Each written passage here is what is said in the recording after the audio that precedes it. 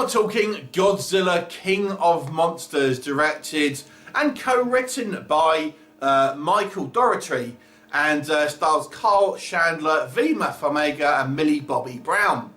Now, obviously, this is following from the 2014 one, and it's essentially the rise of the Titans. So all these kind of monsters are now kind of waking up through a mixture of human interference by our bad guy humans led by Charles Dance, and King Ghidorah, who is the kind of the alpha to rival Godzilla, as it says in the trailer. I'm not going to go too much into the plot of these kind of blockbuster films, and I'm sure most people have said it, and this review is always a little late than probably most ones that are already up now. So, what do we think about Godzilla, King of Monsters?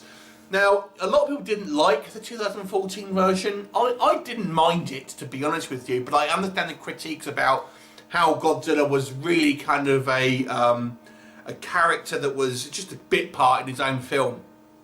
And there was a lot more Godzilla in this film, and we do get a lot more, good look at him. A lot more of actually the action is focused on the kind of monster fights, and it's nice to see a nice kind of variety in monsters. You know, obviously you've got King Ghidorah, Mothra, and Rodan as like kind of a four main MVPs. There's a couple of kind of cameos, some other ones as well. So there's some fantastic monster fights, and that's where the movie absolutely shines. I really enjoyed the special effects here. You get the monsters almost have a little bit of personality to them, you know. So you kind of you're kind of a bit more invested, I feel, in the creatures as somewhat of a character at least, compared to maybe the first movie. I still have to say I do think the film still suffers from some of the same problems from the first movie.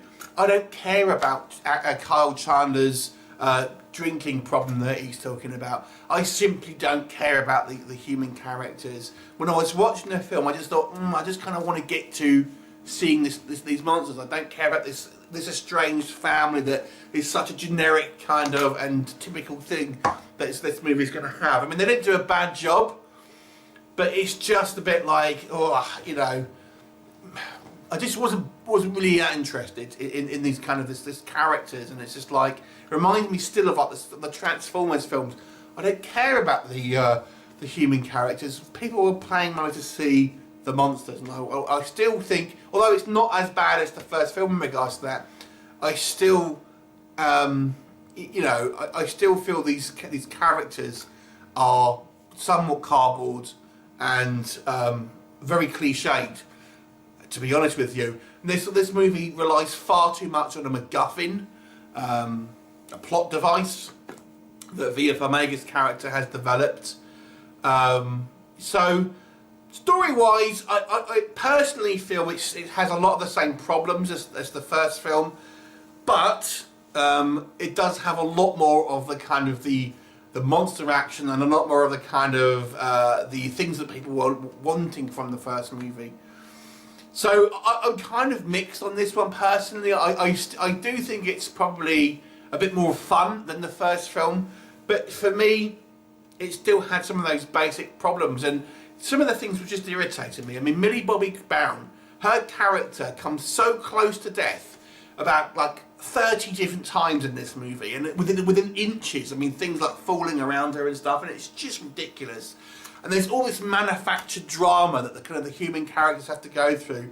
Oh God, we've got a kind of like, I always think, are they just going to save money? Because this is what the Sci-Fi channel does. They have a monster film, but the bulk of the plot is kind of taken up with kind of like, oh, human bad guys, or oh no, the bottom part of the plane doors won't open up, and things like this, or we can't go in this cave. There's all these like obstacles that the humans have to overcome, and I understand you do need a human presence, obviously, because you need to have dialogue and all of that. But to me, I don't think it was. I still handled that well, personally speaking. I know a lot of the reviews I've seen for this really kind of praise this. Oh, it's so good. But for me, it still had some of the same problems in the first film, and I didn't find the human characters particularly interesting. I thought they were very cliche, made dumb decisions, and it just like manufactured drama and silly kind of like you know, stuff that just didn't make sense in physics and stuff, and then the decision by V.F. Farmiga's character was unnecessary.